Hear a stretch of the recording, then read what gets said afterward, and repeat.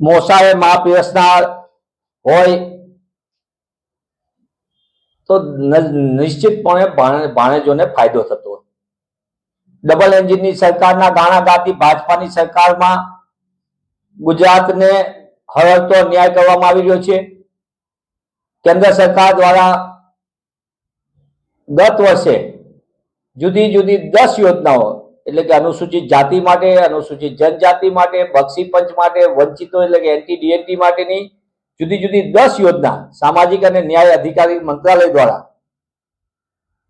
જે નાણાં ફાળવવામાં આવે, ગુજરાતને 1 રૂપિયો આ 10 યોજનામાં ફાળવવામાં નથી આવ્યો.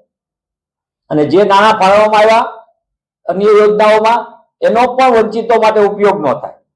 એક તરફ કહેતા હતા કે ગુજરાતને અન્યાય થાય, 2014માં ગુજરાતને થપ્પડ, ગુજરાતીઓને થપ્પડ, આવી જાહેરાતો કરીને ભાવના મુદ્દા લાવીને વાતો કરીને મત એકત્ર કરનારી ભાજપાની સરકારે, કેન્દ્ર સરકારે ગુજરાતને વધુ એક હળવતો ન્યાય કર્યો.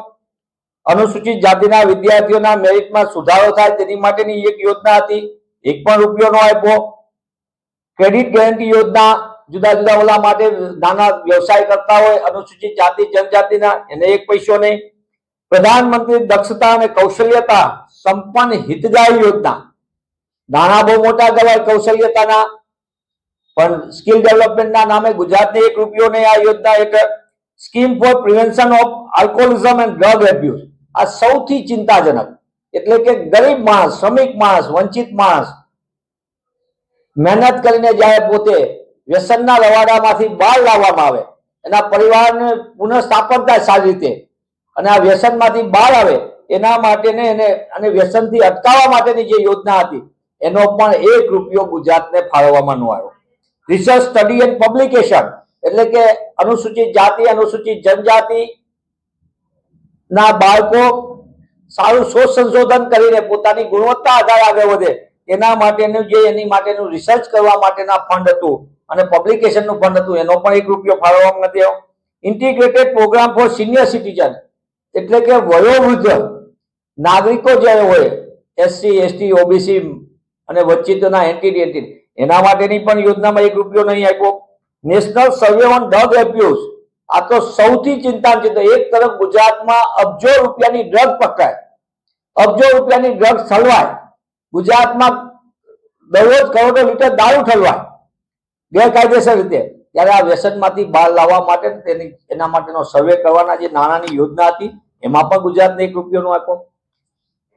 Integrated programme for rehabilitation of beggar એટલે કે ભિખારી, રસ્તા ઉપર પોતાનો કોઈ બીજો અન્ય વ્યવસાય કાંઈ ન હોય ને ભીખ માંગતા હોય એના પુનર્વસન માટેની યોજના, નામ સરસ મજાનું લાગે, 1 રૂપિયો નથી આપ્યો. રાષ્ટ્રીય વયોશ્રી યોજના 1 રૂપિયો નહીં.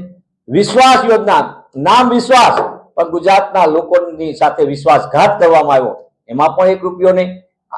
વિચરતી વિમુક્તિ જાતિના આર્થિક કલ્યાણ માટેની સીડ યોજના, એમાં 21-22માં જે નાણાં આપ્યા એમાં પણ 1% ઓછી રકમ આપવાની, એટલે 10 થી 11 યોજનામાં તો 1 રૂપિયો જ નહીં, પણ જે બીજી યોજનામાં નાણાં આપ્યા એમાં પણ 1% નાણાંનો ખર્ચ માંડ કરવામાં આવે.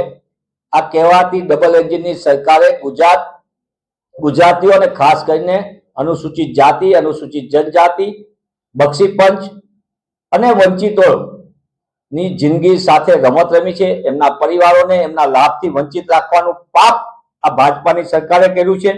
અને એના કારણે ગુજરાતમાં આપણે જોઈએ છીએ કે એસસી, એસટી, ઓબીસી અને વંચિતોના બાળકોને અભ્યાસમાં